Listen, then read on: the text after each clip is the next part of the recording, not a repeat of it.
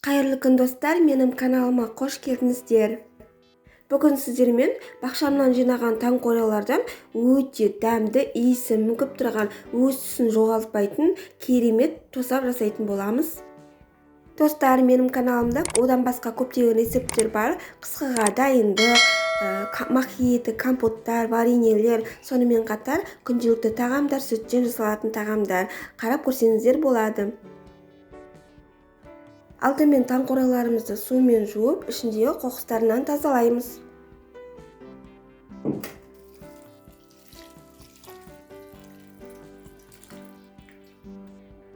Таңқурайларды жуып, тазалап, суынан құрғатып аламыз.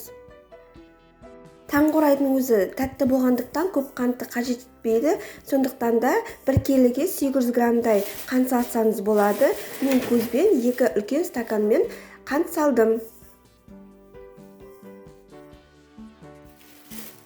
Енді таңқурай мен қантымызды араластырып аламыз.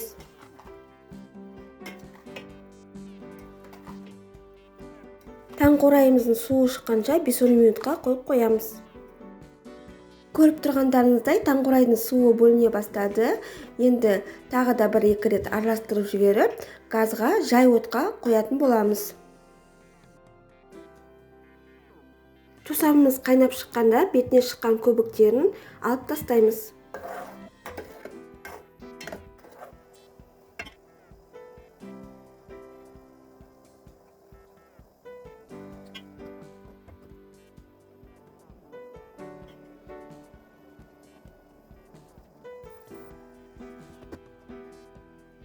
Тосабымыз шамамен 3-4 минуттай жай отта қайнап тұрды.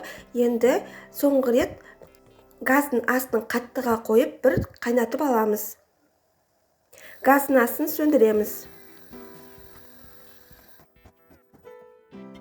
Біздің таңқурайлы тосабымыз дайын.